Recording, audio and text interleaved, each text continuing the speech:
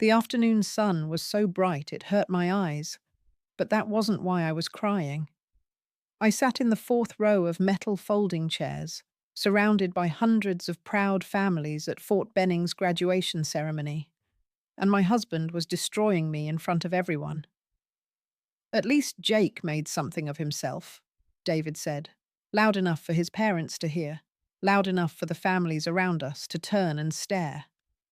Unlike some people who threw away a six-figure career to babysit teenagers. My hands were shaking in my lap.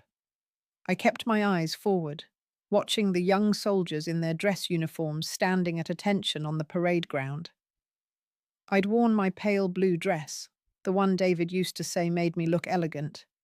Now he called it my teacher costume. Catherine peaked in college, David continued, leaning toward his mother, but speaking at full volume. Now she just files paperwork and listens to kids complain about homework. My brother's actually serving his country. His mother laughed uncomfortably. His father cleared his throat. I could feel eyes on us, feel the weight of their judgment mixing with their pity. This wasn't new. David had been sharpening his words for months now, but he'd never done it so publicly before, never with such an audience to witness my humiliation. I wanted to stand up and walk away. I wanted to disappear. But Jake was David's younger brother, and this was his big day, and I wouldn't ruin it by causing a scene. So I sat there, my spine straight, despite the old pain that never quite left, and I breathed slowly through my nose the way I'd been taught 15 years ago in a very different life. You know what kills me? David was still going, his voice carrying across the rows. She acts like helping kids fill out college applications is the same as real work. Jake's going to be leading men in combat, and Catherine thinks scheduling parent-teacher conferences is somehow comparable. A woman in the row ahead glanced back at me with something between sympathy and contempt. I recognized that look. It said, "Why do you let him talk to you like that?" It said, "You must deserve it somehow." The ceremony began. The commanding officer took the podium and started calling out distinguished guests and family members. I stopped listening to David's commentary and tried to focus on the young men and women who'd just completed basic training. They looked so young, so proud, so certain that the uniform would protect them from the world's cruelty. Then everything changed. Master Sergeant Torres walked to the podium to announce the honor graduates. He was a massive man, 6'4", with a chest full of ribbons and a voice that could shake walls. The program listed him as a legend, a 25-year veteran who'd served 4 tours and trained thousands of soldiers. He began reading names from a sheet, his voice precise and commanding. Then he stopped. Mid-sentence, mid-breath, he just stopped. His eyes swept across the crowd, scanning faces the way soldiers do when they're searching for threats. Then his gaze locked onto me, and I watched his face change. The color drained from his cheeks, his mouth opened slightly. The paper in his hand started to tremble. "My God," he said, his voice barely reaching the microphone. The entire assembly of hundreds went quiet, confused by the break in protocol. Master Sergeant Torres stepped away from the podium. He walked down from the platform, his eyes never leaving mine, moving with the deliberate intensity of a man approaching something holy. The crowd murmured. David stopped mid-insult. Jake, standing in formation with his unit, broke attention to watch what was happening. Torres came directly to our row. Families shifted in their seats to let him pass. He stopped right in front of me, towering over where I sat, and for a moment, neither of us moved. "My God," he said again, louder now, his voice cracking with emotion. You're Captain Catherine Morrison." The name hung in the air like smoke. I hadn't heard it spoken aloud in years. I felt David's head snap toward me, felt his confusion radiating like heat. "Ma'am," Torres said. his voice suddenly formal, suddenly military sharp. "Stand up, right now." It wasn't a request, it was an order, and some part of me that I'd buried deep, some part that knew how to respond to that tone, made my body move before my mind could catch up. I stood. Master Sergeant Torres snapped to attention. His right hand flew to his brow in the sharpest salute I'd seen in 15 years. Around us, several veterans in the crowd rose to their feet without knowing why, responding to something in the moment they couldn't name. "Ladies and gentlemen," Torres announced, his voice now projected for everyone to hear. No microphone needed. "This woman is Captain Catherine Morrison, retired United States Marine Corps." The silence was absolute. Jake's mouth had fallen open. David sat frozen beside his parents, his face white as bone. Torres wasn't finished. 15 years ago, in Kandahar province, Afghanistan, Captain Morrison led the rescue mission that saved my entire unit when we were ambushed in a valley. We were pinned down, taking fire from 3 positions, and we'd already lost 2 men. Command said extraction was impossible, that the terrain was too hot, that we were on our own. His voice grew stronger, carrying across the parade ground. Captain Morrison didn't accept that. She volunteered to lead a 6-person team into an active firefight to pull us out. She took shrapnel to her spine, protecting me personally when an RPG hit our position. She carried 2 wounded Marines on her back across half a mile of hostile ground. She refused evacuation until every single member of my unit was accounted for and safe. I could feel hundreds of eyes on me now. Could feel David's stare burning into the side of my face. Could feel the weight of a past I'd worked so hard to leave behind, settling onto my shoulders like old armor. The United States Marine Corps awarded Captain Morrison the Silver Star for valor in combat. Torres continued, his voice thick with emotion now. "She is the reason I'm alive to stand before you today. She is the reason I got to meet my daughter when she was born 7 months after that mission. She is the reason 12 Marines made it home to their families." The crowd erupted in applause, sudden and thunderous. People were standing, clapping, some veterans saluting, some crying. Jake was crying in formation, staring at me like he'd never seen me before. Because he hadn't. In 8 years of family dinners and holidays and quiet conversations, I'd never told him. Never told any of them. Master Sergeant Torres lowered his salute, but didn't move. "Mum," he said quietly, just for me. "Why didn't you tell anyone you were here? I would have had you on that platform. I would have had the entire Corps honoring you."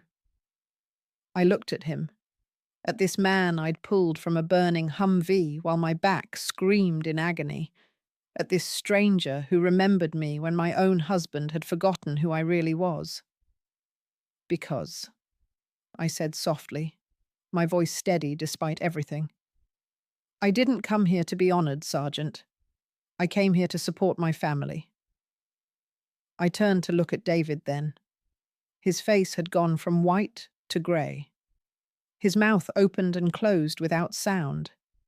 His parents were staring at me like I was a stranger who'd been sitting at their table for 15 years wearing someone else's face.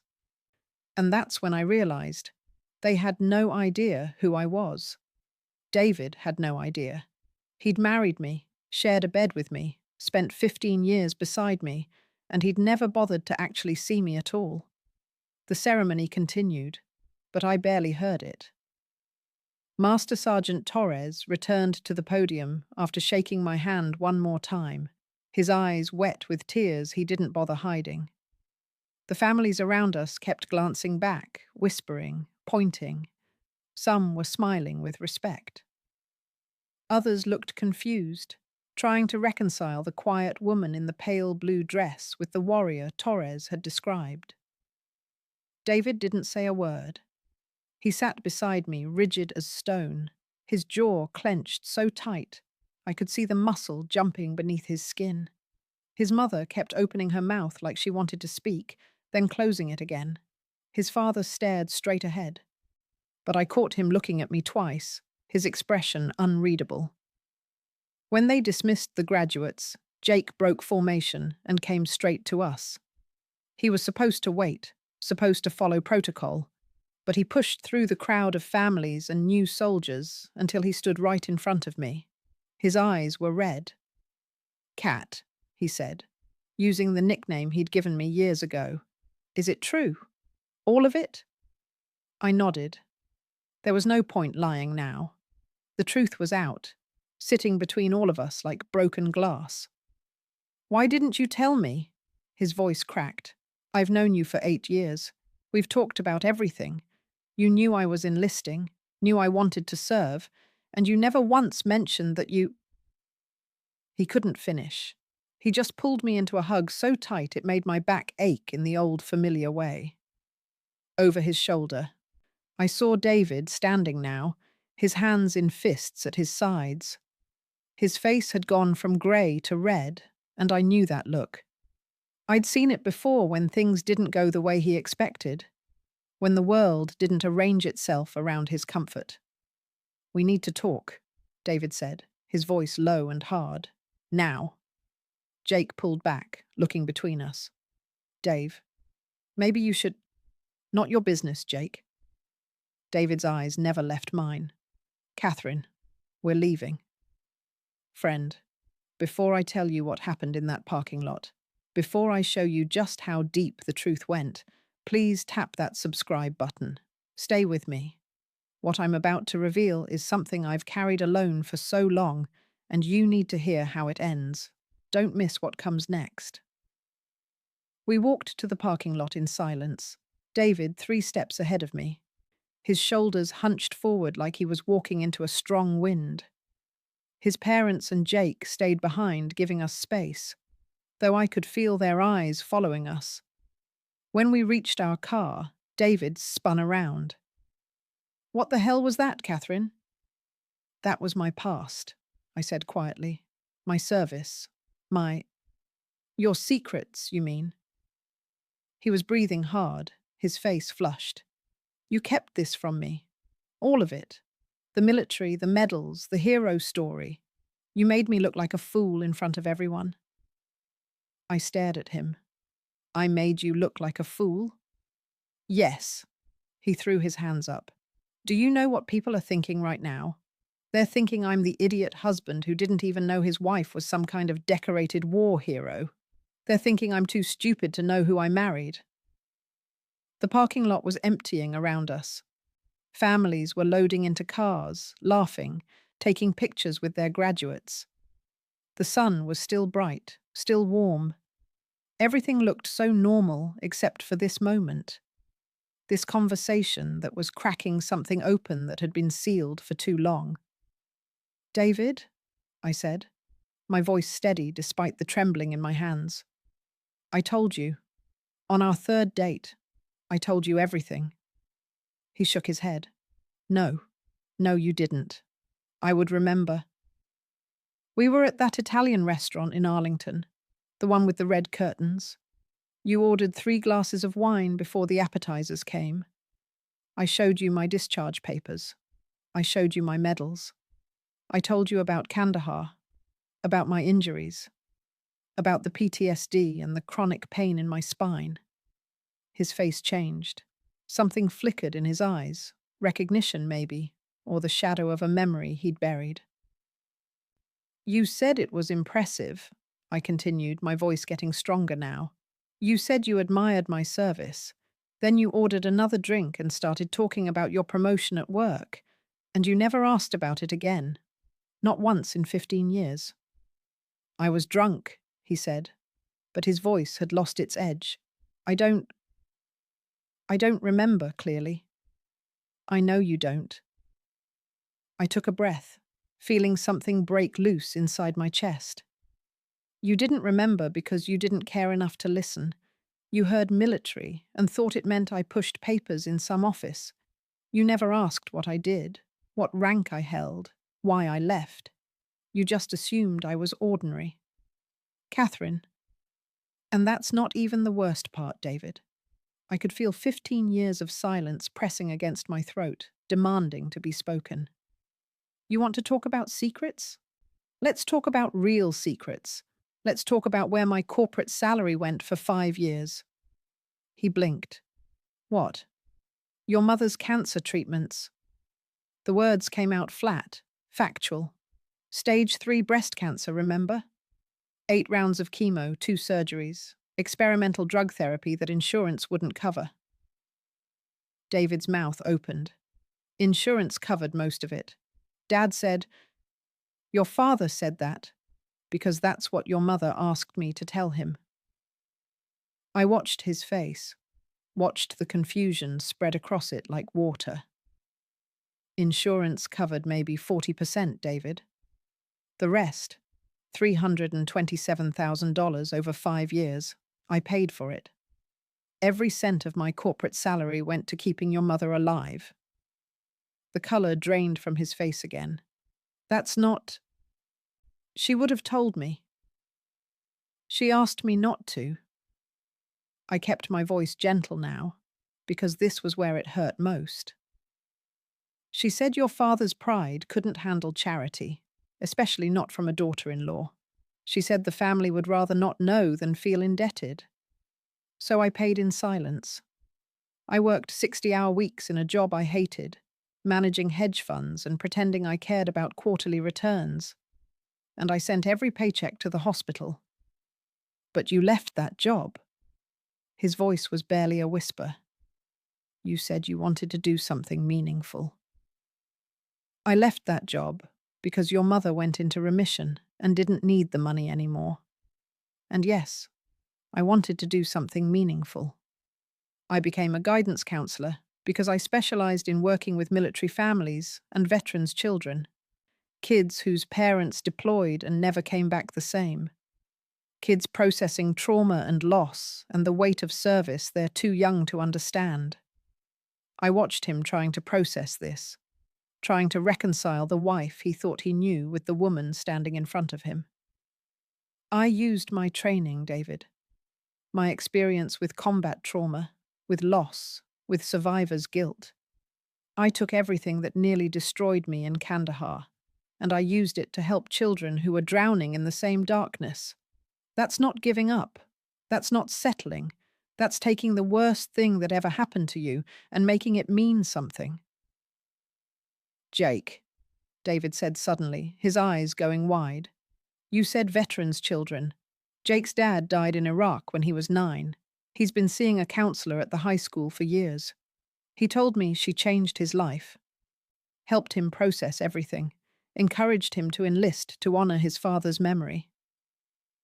I nodded slowly. I've been counseling your brother for 3 years, David. Every Tuesday at 2:30.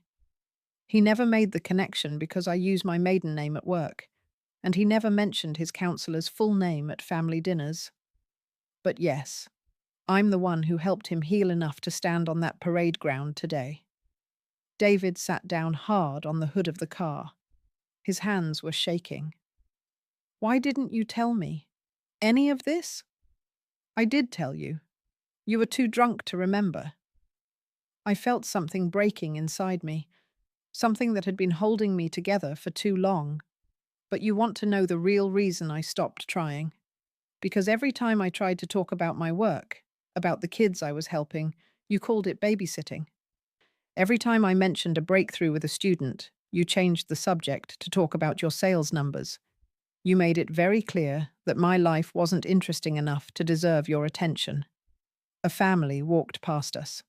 A young soldier with his arm around his mother, both of them laughing. They glanced at us. At David sitting on the car looking broken.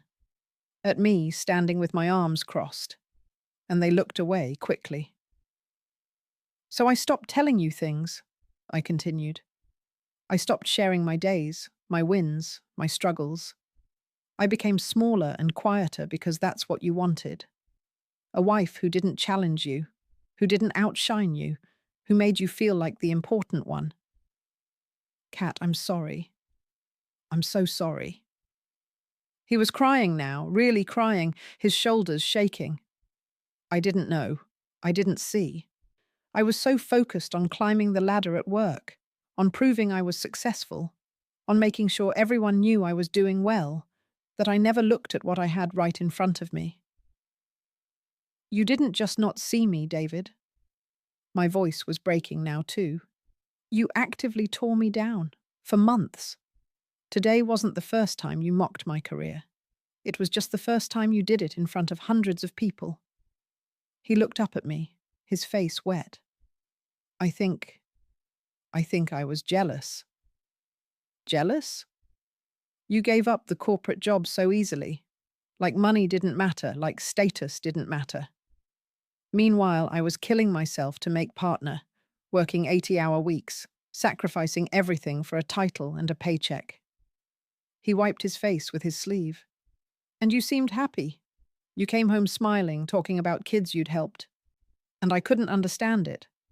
I thought you were lying to yourself, pretending to be satisfied with less because you couldn't handle more. So you tried to make me feel small, I said softly. So I tried to make myself feel bigger. He stood up, took a step toward me. Catherine, I don't know how to fix this. I looked at my husband, really looked at him. Saw the man I'd married 15 years ago, before combat changed me, before pain became my constant companion, before I learned that some wounds never fully heal. I saw him young and eager and full of dreams, promising me a partnership, promising we'd build something beautiful together. And I saw what we'd become instead. Two people living in the same house, sleeping in the same bed, calling each other husband and wife, while being strangers to each other's hearts. I don't know either, I said honestly. But I know I can't be small anymore, David. I can't keep pretending my life doesn't matter so yours can feel important. I won't do it. Behind us, Jake was walking toward the parking lot with David's parents. They were moving slowly, giving us time, but they were coming. The conversation was about to get bigger, more complicated. David saw them too. He looked at me one more time, and in his eyes, I saw something I hadn't seen in years. Genuine fear that he might lose me, genuine recognition that he'd been breaking something precious without even noticing. What do we do now? He asked. I thought about Kandahar, about the moment when the RPG hit, and I knew I could run or I could go back for Torres. I thought about every impossible choice I'd ever faced, every time I'd stood at a crossroads and had to decide who I was going to be. Now, I said, we face the truth. All of it. No more secrets, no more silence. And then we see if there's anything left worth saving. Jake reached us first, his dress uniform crisp in the fading sunlight. David's parents followed a few steps behind, moving carefully like they were approaching something fragile that might shatter if they came too close. Is everything okay? Jake asked, looking between David and me. His eyes were still red, but there was something else in them now, a sharpness, an understanding that hadn't been there before. No, I said, because I was done lying. But it will be. David's mother touched my arm, her fingers light and hesitant. Catherine, dear, I need to talk to you about what you said, about the treatments. Mum, not now, David started, but she held up her hand. Yes, now. Her voice was firm in a way I'd rarely heard. She looked at me, and her eyes were wet. Is it true? Did you really pay for everything? I nodded. You asked me not to tell anyone. You said your family's pride mattered more than recognition. So I didn't tell. Oh, honey. She pulled me into a hug, and I felt her shaking. I never meant for you to carry that alone.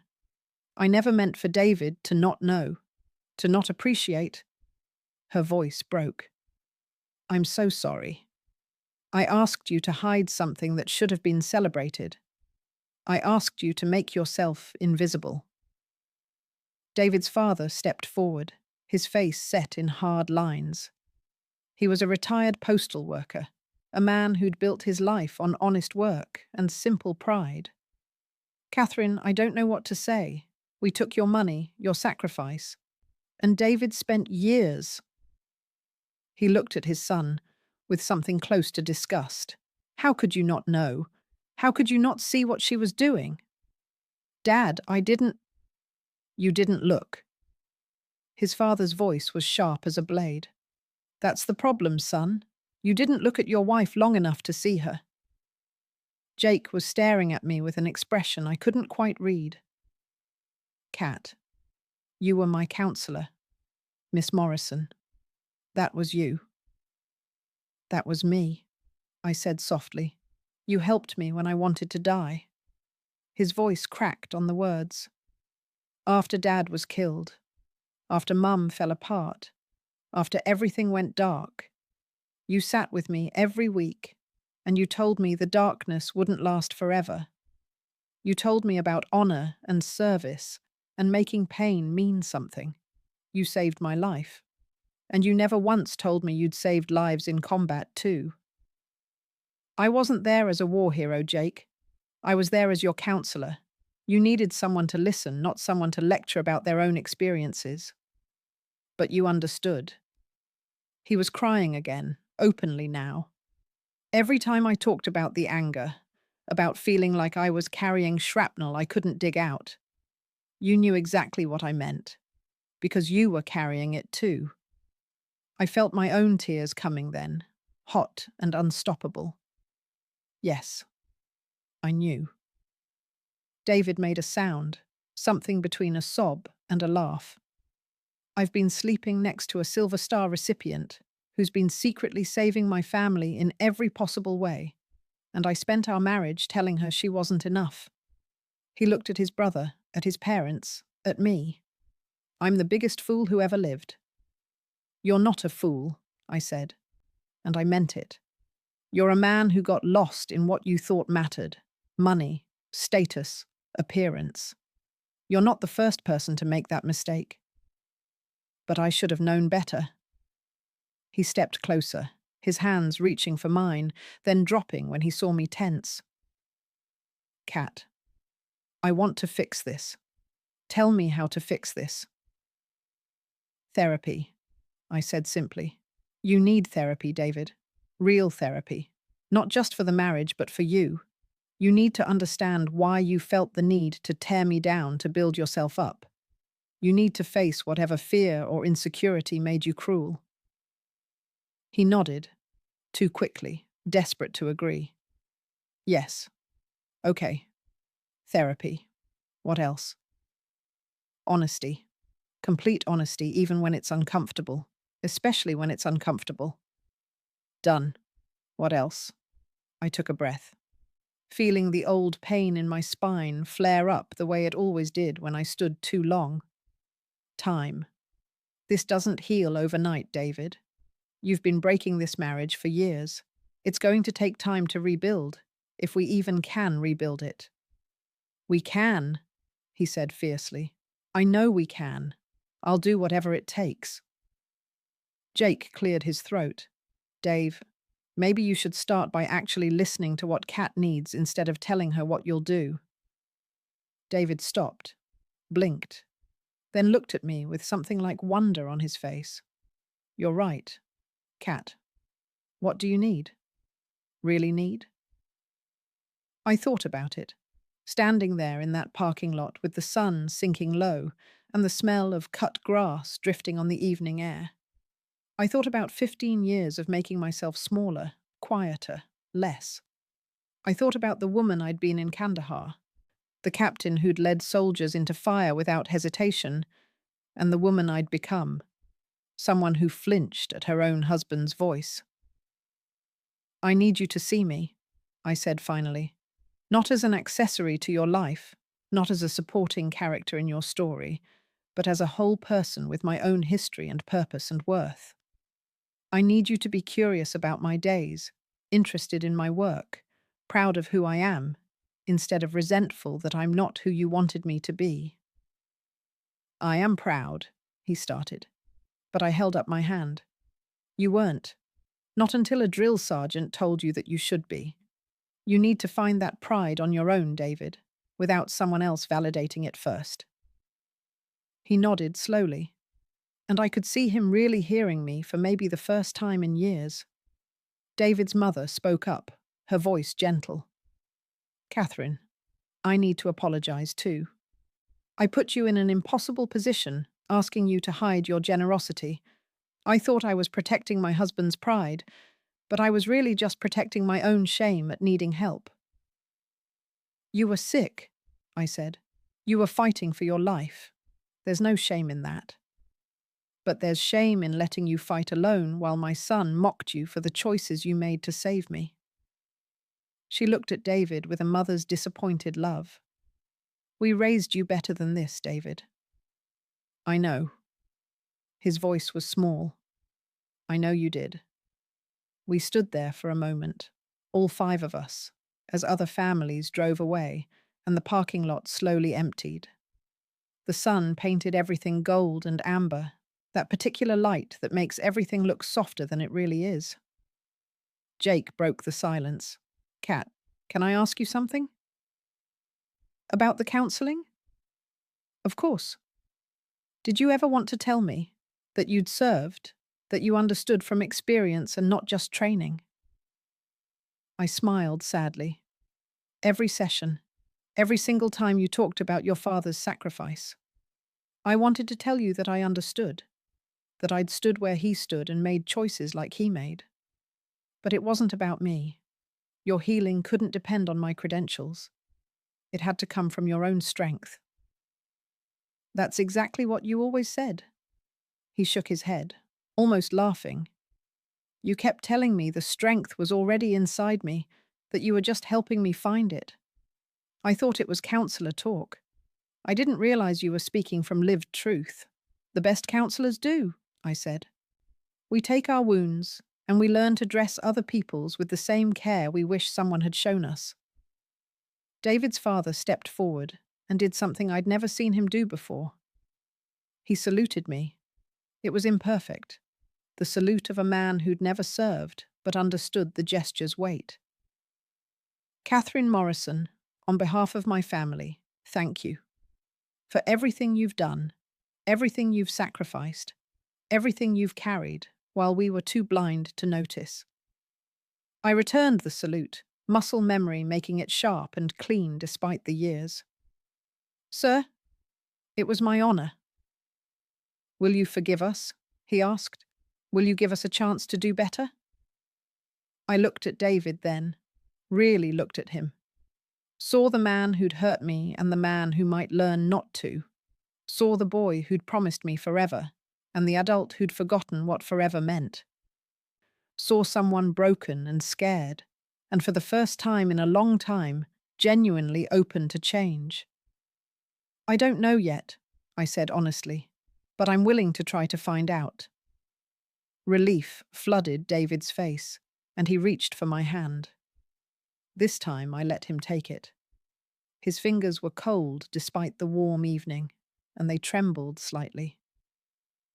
I'm going to write you a letter, he said suddenly, every day, apologizing for a specific thing I did, a specific moment I was cruel or dismissive or blind. I'm going to name every wound I gave you until I've accounted for all of them. That could take a while, I said softly. I have time, all the time you need. Jake hugged me again, carefully this time, mindful of my back. Thank you, Kat, for everything. I'm going to make you proud. You already have, I told him. Every day you choose to keep living, keep growing, keep honoring your father's memory by being a good man. You make me proud.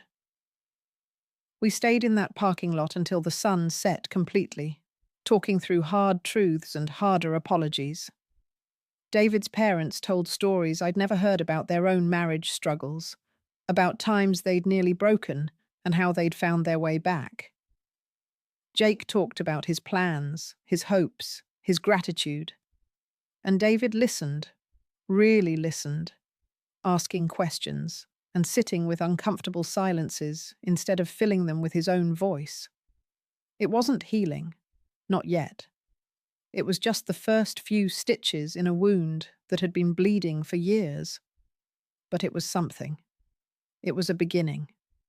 When we finally drove home, David in the driver's seat and me beside him, he reached over and took my hand again. "I'm going to spend the rest of my life seeing you," he said quietly. "Really seeing you. I promise." "Don't promise me, David. Just do it. Day by day. Choice by choice." "Okay." He squeezed my hand. Day by day. 3 months later, David started therapy. Real therapy 3 times a week, with a counselor who specialized in men's issues around insecurity and control. He did write those letters, 47 of them over 6 weeks, each one naming a specific cruelty and offering a specific amend. Some made me cry. Some made me angry all over again. But they were honest, and that honesty started to build something where there'd only been silence before. We did couples counselling too, sitting in a small office with comfortable chairs and tissues always nearby. We learned to fight fair, to speak without defending, to listen without planning our response. It was hard, harder than anything I'd done in combat, because at least in combat you knew who the enemy was. In marriage, sometimes you had to face the fact that you'd both been wounding each other while claiming to love. David started volunteering at the VA hospital, sitting with veterans and just listening. He said it taught him humility, seeing men and women who'd given everything and wanted nothing but to be heard. He said it made him understand what I'd been doing all along, turning pain into purpose. Jake graduated from his advanced training and got stationed in North Carolina. Before he left, he came to dinner and told his whole unit's story about the counselor who saved my life twice, once with words and once with bullets, though I didn't know about the bullets until later. He made everyone laugh and cry, and when he hugged me goodbye, he whispered, "Thank you for teaching me that strength doesn't have to be loud." David's mother went into remission and stayed there. She started volunteering at a cancer support center, helping other families navigate the financial burden of treatment. She never told them I'd helped her, but she told me once that every time she helped someone, she thought of me and tried to give with the same quiet grace I'd shown. And me. I kept counseling, kept helping veterans' kids find their way through the darkness, kept taking my own pain and making it useful. But I also started letting people see me again, the full me, not just the small, quiet version I'd become. I wore my medals to Veterans Day ceremonies. I spoke at schools about service and sacrifice. I let myself be both the warrior and the counselor, the hero and the helper. David and I renewed our vows on our 16th anniversary, a small ceremony with just family. We wrote our own promises this time, and David's made everyone cry. "I promise to see you every day in all your complexity and strength. I promise to celebrate your victories and mourn your losses as if they were my own. I promise to never again mistake your gentleness for weakness or your service for surrender. I promise to spend the rest of my life earning the honor of being your partner." We're not perfect. We still fight, still stumble, still have days when old patterns try to reassert themselves.